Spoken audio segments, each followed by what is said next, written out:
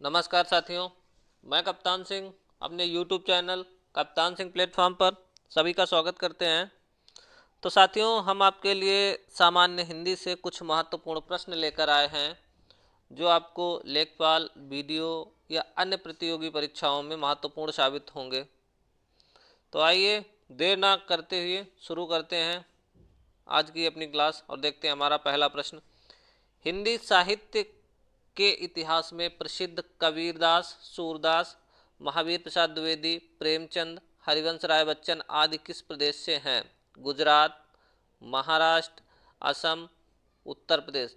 तो इसका जो विकल्प सही होगा वो सी, उत्तर प्रदेश। इनका संबंध कहाँ से था? उत्तर प्रदेश से। चलिए देखते हैं अगला प्रश्न। भाषा को बोलते समय होने वाले उतार चढ़ाव को क्या कहते हैं?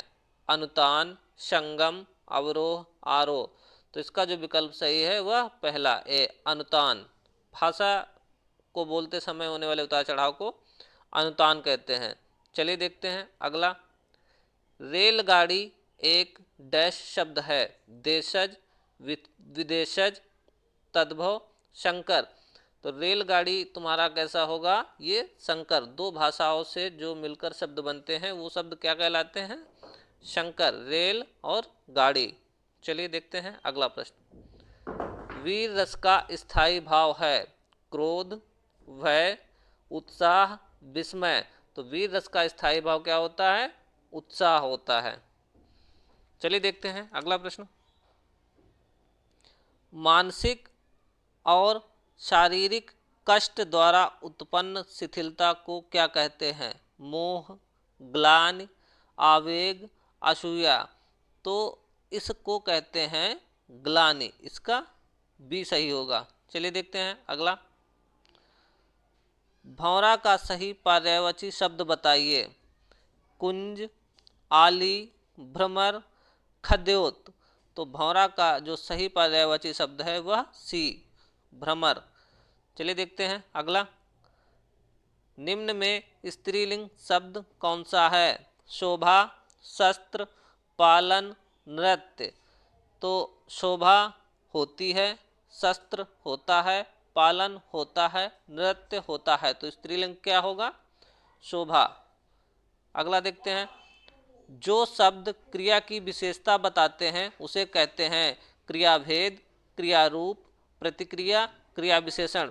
क्रिया की विशेषता बताने वाले शब्दों को क्या कहते हैं? क्रिया विशेषण। चलिए देखते हैं अगला। दिए गए विकल्पों में से सही का चयन करके रिक्त स्थान की पूर्ति कीजिए। कन्या की डैश के आरोप में उन्हें आजीवन जेल हुई। तो पगड़ी, बारी, दृष्टि, हत्या। तो यहाँ पर जो सही फिल किया जाएगा वो डी, कन्या की हत्या के आरोप में उन्हें आजीवन जेल हुई। चलिए देखते हैं अगला। मैं आज तक परीक्षा में सफल ही हुई हूँ। तो जो डैश दिया है तक, ये तुमको बताना है।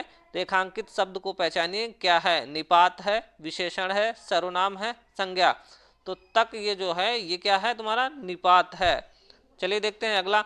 निम्नलिखित में से कौन विराम चिन्ह का प्रकार नहीं है? निर्देशक, लाघव, उपदेशक, विवरण। तो देखिए निर्देशक चिन्ह भी होता है, लाघव चिन्ह भी होता है, विवरण भी होता है, लेकिन उपदेशक कोई विराम चिन्ह नहीं होता है। आइए देखते हैं अगला प्रश्न। जिन संज्ञा में से एक ही प्रकार की वस्तुओं अथवा व्यक्तियों का बोध हो उन्हें कहते हैं क्या कहते हैं? व्यक्तिवाचक संज्ञा, जातिवाचक संज्ञा, भाववाचक संज्ञा अथवा द्रव्यवाचक संज्ञा। तो इनको कहते हैं जातिवाचक संज्ञा। किसी एक ही प्रकार की वस्तुओं का जब से वो बोध होता है उसे जातिवाचक संज्ञा कहते हैं। चलिए देखते हैं अगला। लट, लटकन, मनोमत, मधुप, गन, मादक, मधुई। पिए पंक्ति में किन वर्णों की आवृत्ति के कारण अनुप्रास अलंकार हुआ है? तो देखिए लट, लटकन, ला, मनो, मत, मधुप, माँ। ला और माँ की आवृत्ति के कारण ये अनुप्रास अलंकार है। तो इसका कौन सा सही होगा? बी। आइए देखते हैं अगला। आदि से लेकर अंत तक के लिए एक शब्द होगा। आजीवन, अदोपांत, आत्मोत्सर्ग या आग्नेय। तो इसका जो विकल्प सही होगा वह बी अधोपांत। चलिए देखते हैं अगला।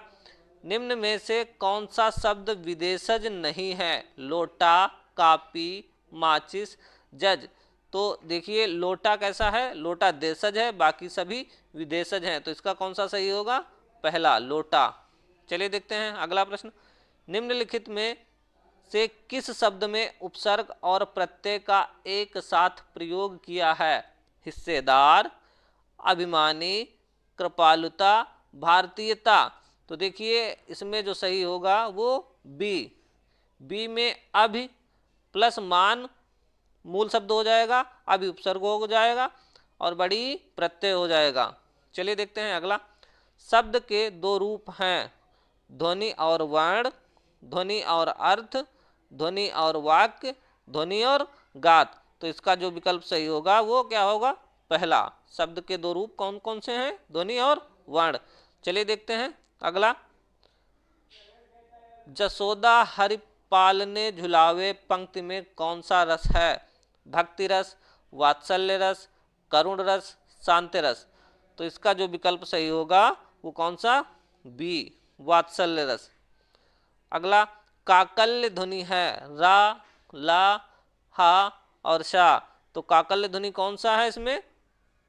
हा। हा तुम्हारा काकल्य ध्वनि में आता है। आगे देखते हैं। अखरोट का तत्सम रूप होगा अछवट, अछवाट, अछोट या अछयवट। तो इसका जो विकल्प सही होगा वह सी। अखरोट का तत्सम क्या होता है? अछोट होता है।